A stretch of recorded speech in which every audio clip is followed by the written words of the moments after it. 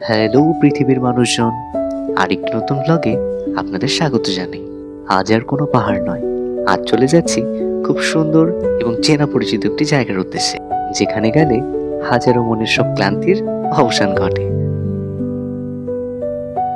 এবার পৌঁছে গেলাম গাজলডোবার সেই জনপ্রিয় তিস্তা ব্যারেজে। এখানকার জলপ্রবাহ ঠিক যতখানি সুন্দর, ঠিক ততখানি ভয়ঙ্করও বটে। অনেকগুলি গেট আটকে ধরে থাকে জলপ্রবাহকে। এই দৃশ্যগুলি দেখার জন্য মানুষ এখানে ছুটে আসে। এই জলপ্রবাহ আটকে রাখার দৃশ্য এখানকার মূল বৈশিষ্ট্য। দেখুন কিভাবে লোহার গেট দিয়ে এখানকার জলপ্রবাহকে আটকে রাখা হয়। গেট কিছুটা ছেড়ে দিলে এভাবেই ভয়ঙ্কর এবং সুন্দর জলপ্রবাহের সৃষ্টি হয়। এখানকার আরেকটি বিশেষ বৈশিষ্ট্য হলো নানান ধরনের মাছের স্বাদ গ্রহণ করা।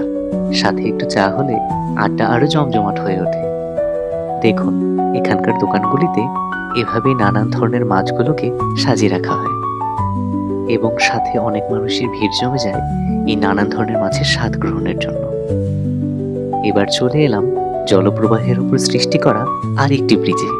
এই ব্রিজটি যেন এখানকার সৌন্দর্যকে অনেকখানি বৃদ্ধি করে দিয়েছে। সাথে এত মানুষের আনাগোনায় জায়গাটি যেন অনেক সুন্দর আকার ধারণ করেছে। ব্রিজের নিচে এই নৌকাগুলি দাঁড়িয়েছিল হয়তো যাত্রীর অপেক্ষায়, এবং সূর্যের আলো কেমন যেন ম্লান হয়ে এসেছে। হয়তো এবার সন্ধে নেমে আসবে, বাড়ি ফেরার সময় হয়ে এলো। সন্ধ্যের আগে চলে যাচ্ছি বাড়ি ফেরার দিকে। আমার এই ব্লগটি আপনাদের কেমন লাগলো অবশ্যই কমেন্ট করে জানাবেন।